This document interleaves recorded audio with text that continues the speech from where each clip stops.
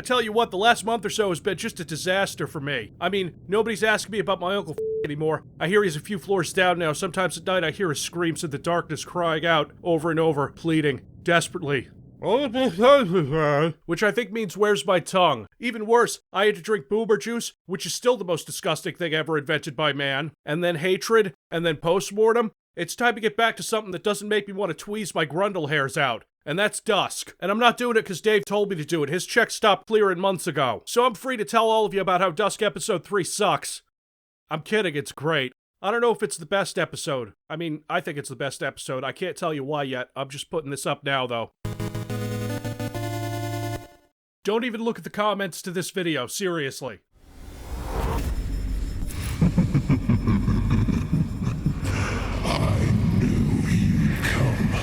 Remember how spooky episode 2 got? Episode 3 starts out that way. Who would have thought that colored lighting effects from 20 years later would have made such a difference in 90s shooters? It starts you off with a sword, but don't start with the sword. You know the drill. With the gas cans. Even if they're in horrifying eldritch dimensions, pick one up and get the first secret of the episode. It's gonna be a while until you see normal, non-magic projectile weapons again. It's still in this level because secrets, you know, super shotgun.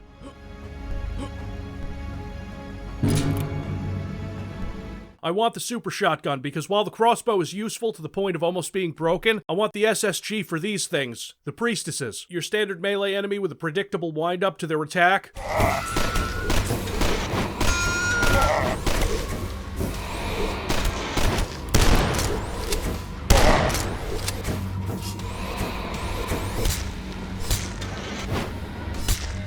Makes up for it by being fast and somehow sounding like what would happen if that boiler that Macaulay Culkin was afraid of in Home Alone came to life.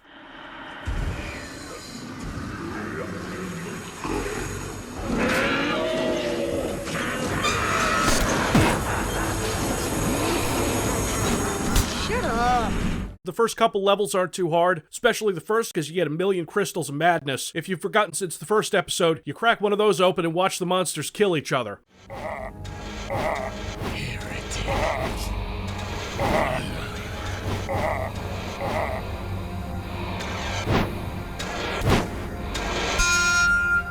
Another thing about this level is that without finding secrets, you have to rely pretty heavily on the sword in the beginning. It's a silent attack, and if you have enough morale, you can block, and if you have enough health, you can do a special stab, and blocking projectiles fucks with me. I know you can do it with the sickles, but I'm hardwired to avoid projectiles. I blame Doom. The sword does have a certain appeal to it. All the monsters seem to jib when you kill them. They're really leaning on the crossbow shoots through anything mechanic in this game. Until Cart Dog.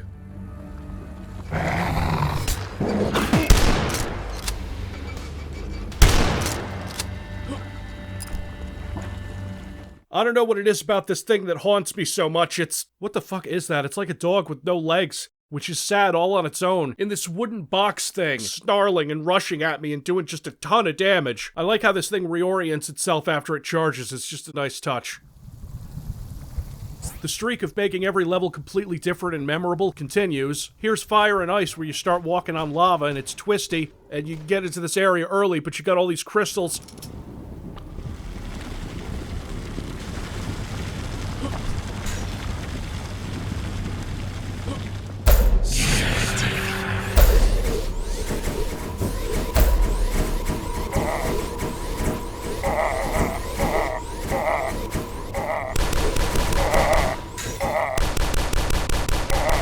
I got the mortar in the last level twice, which is helpful. You're just hanging around in this volcanic cave until you ascend these stairs.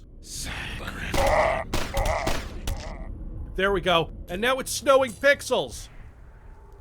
You gotta hit 4 switches to open the cage in this ruined chapel, but you know it's not gonna be that easy.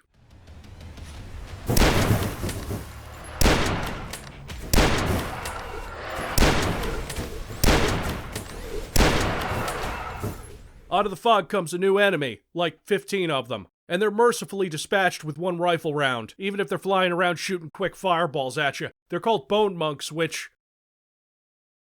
yeah, too easy. We're almost done. Just gotta risk immolation for some hollowed health.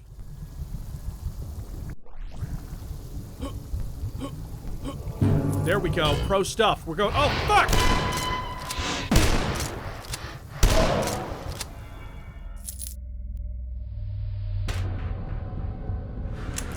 This might be my favorite level in Dusk. It's beautiful to look at, the architecture is great, the verticality, just the way you can move around this level, just navigating it is fun. Hell, I'm a little surprised this one didn't get turned into a deathmatch level. There's a secret with a climbing power-up, a couple crystals, and a serum of blistering heat, but we're gonna save that serum for a little later. Also, gotta grab that soap for later, it's on one of these rooftops. Grab this riveter, it's the latest I've ever gotten the riveter in one of these episodes. This is level 3. I've been slumming it with the mortar.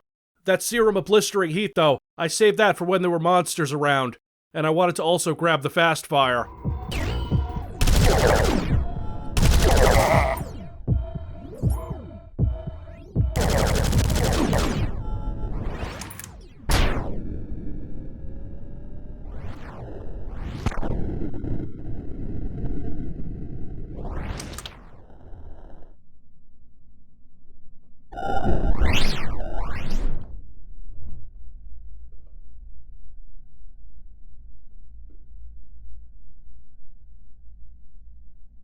Look at this, I'm basically flying. There's nothing left for me to shoot, I'm just having fun.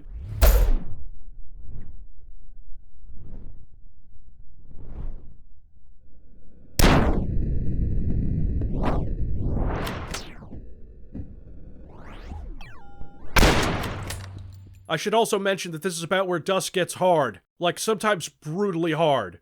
Good. It's the 3rd episode, it's time to sack up, kids. That being said, we're soaping the boss again. So yeah, the city itself floods, and you have to deal with little chompers, but only here. Like, as far as I can tell, they're only in this level, at the end. If this were one of those games with a limited air supply underwater, I'd be fucked. Embrace the darkness. Oh, that's a real fancy way of saying you broke my flashlight again. Crypt of the Flesh ratchets up the spooks to 11, force darkness for a while, and... You know, I think low-poly graphics are perfect for rendering Lovecraftian imagery, because when you leave certain things up to the imagination, you know, like what even is going on with the Shambler's face in Quake? What is that? The basement door opens. What is that? What the fuck is that? I can't stop and try to analyze it. I need to kill it because it runs up on you and it has this spit attack. I don't know what that is, but it needs to be dead. High priority target. The closer they got, the more they suffered. Oh, cool. That's, I asked for this? I gotta say, the music also helps set an atmosphere.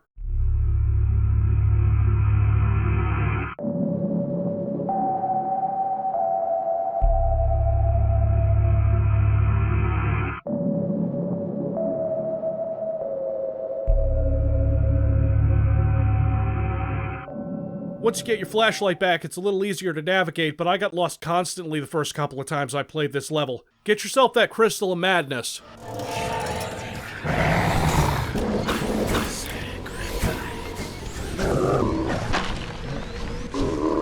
Okay, now it's time for the secret level.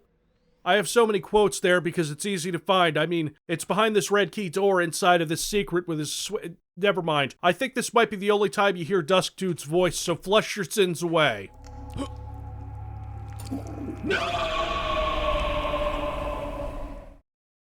The Ratacombs are not everyone's favorite level. Let's just leave it at that. Oh, hey, Civvie.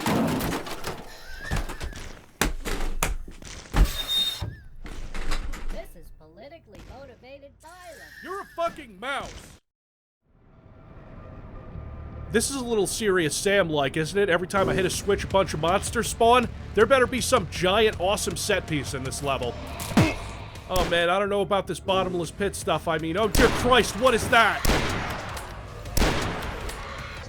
I didn't get to show these guys off yet because we took the secret exit out of Crypt of the Flesh instead of the regular one where they first appear. These are the bone balls, and joke's on you, Dusk. I stopped wearing pants, so I just shit all over my chair. Just rivet them. They are chaos walls of flaming heads.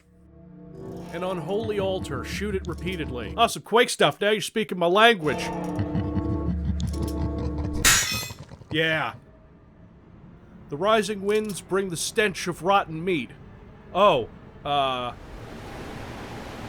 fuck.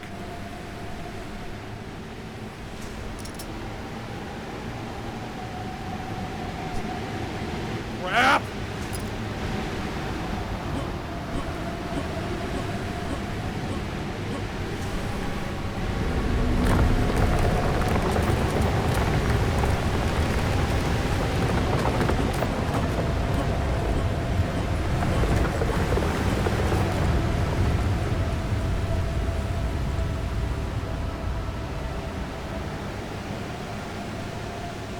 Okay, that was pretty awesome.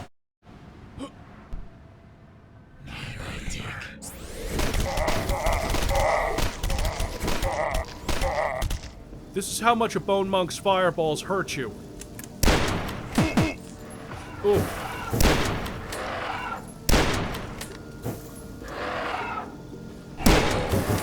Hey, look, another awesome level. Oh, really?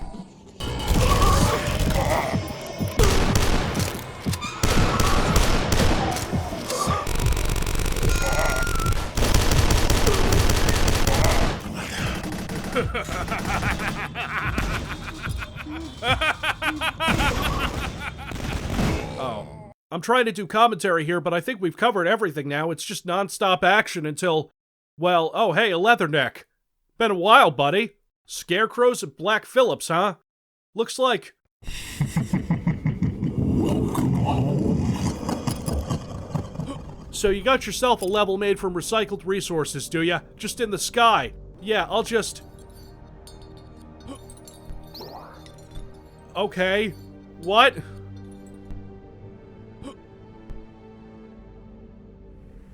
Can't I just be disappointed once? This is Dusk Dude's house, or an approximation of it, made in some horrible nightmare dimension. You might have guessed that from the level name. Okay, but there's Dusk's story here, and it only takes about 5 seconds for Dusk to tell you everything you need to know. With sound, like...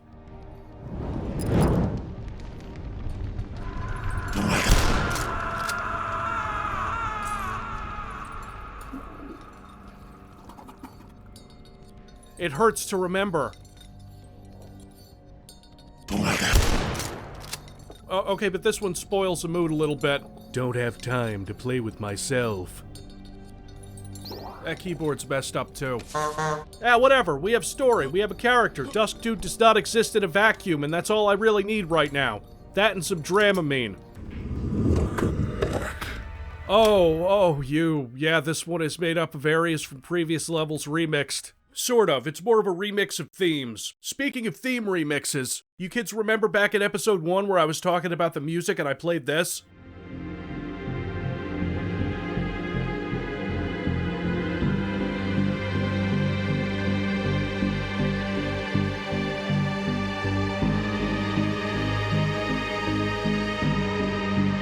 As Above, So Below plays a darker, corrupted version of that track.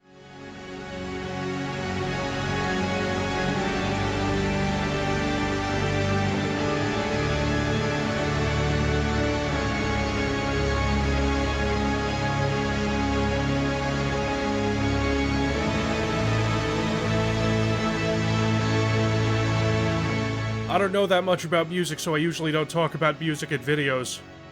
Wait, hold on.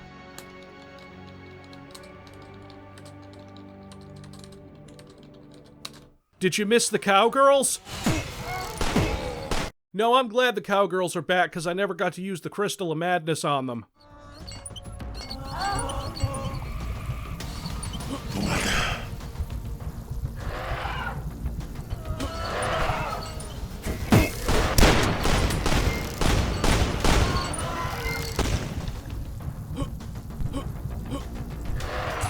Did you like the horrors in cramped areas? Because now they're in open areas and they are much, much harder to deal with.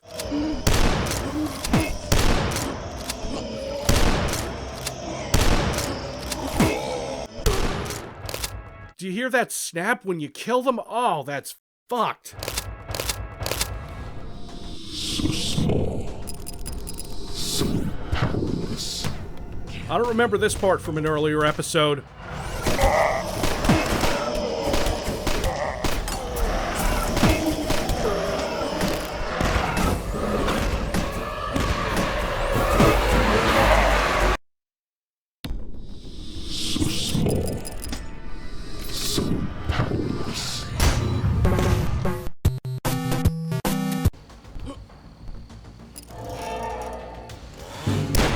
What? No, stop! Little Neck?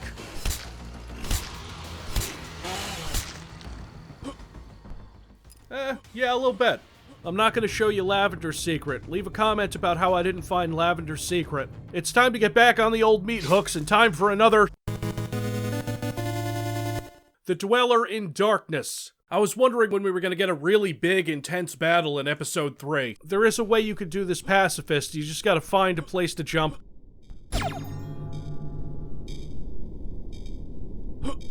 Pacifist, what is this bullshit? All of this here, just a goddamn wall for the unworthy to sacrifice themselves atop. That ain't me.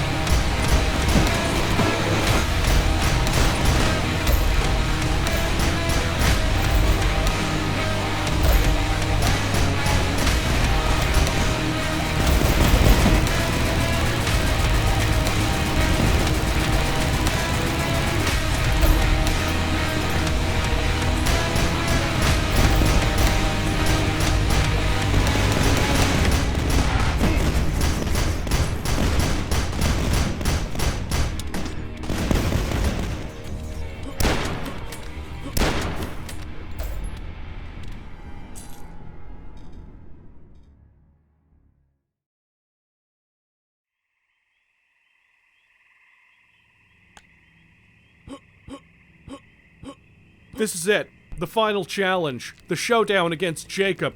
He's gonna wish he hadn't done whatever ambiguously evil shit he's done.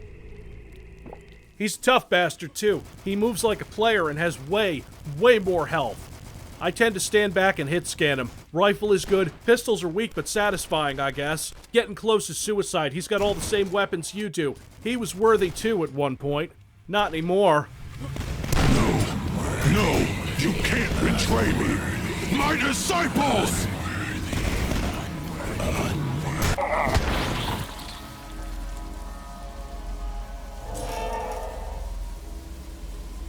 And there you go. Cult is crushed. But we're not done. I want to tell you kids about what it was like when I first played episode 3 because I had Dusk in early access. Dusk came out at the beginning of December. I wasn't able to play it on Friday. I had to finish a video on some Terminator games, so I did it on Saturday. And a few people I talked to had already beaten episode 3. I'm having a good time, you know. Dweller in Darkness is kicking my ass. But I finally get to Jacob, I kill him, and you know, I'm not disappointed. Jacob being the final boss would have been pretty standard for this kind of game. You kill him, you win, then you leave the arena, you climb towards daylight, leaving this nightmare behind you.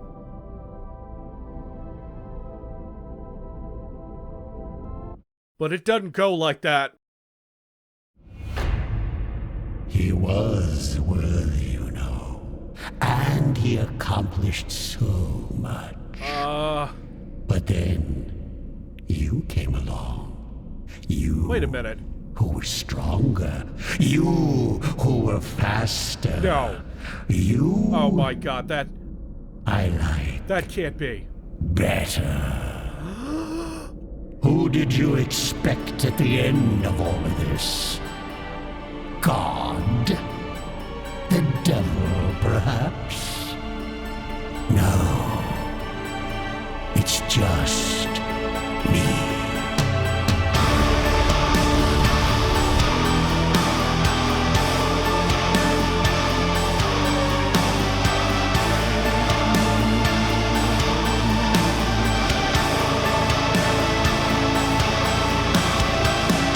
Well, this is indeed a rare treat. I got chills hearing that voice. Dusk had one more surprise left for me and it was the best one. It's not a complicated boss fight, not really the hardest one in fact. On easy mode you don't even have to move. But this is what I'm talking about with Dusk. It knows exactly what you're expecting and then it pulls the rug out from under you to give you something you didn't even know was possible. Pull out your riveter, blow some holes in the wall, attack him when he's lit, and bounce around like a fucking pinball while fighting Nyarlathotep, voiced by the incomparable Stephen Waite, who slays every line he's given. Pass you! You won't win, you can't win, but you are worthy. Enough! You are indeed worthy. And so now, my power is yours. And you get a pacifist trophy because technically you didn't kill anyone. The mages wasted Jacob, and I'm not sure that Nyarlathotep can be killed. How does it feel? Horrible, isn't it? But wonderful, yes? Who you were before is insignificant. Who you are now is inconceivable.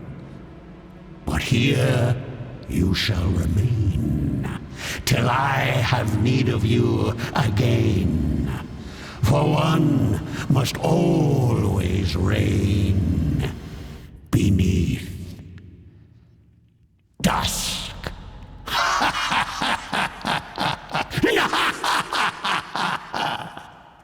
That's right, I waited 3 episodes for that setup. Roll that beautiful bean footage.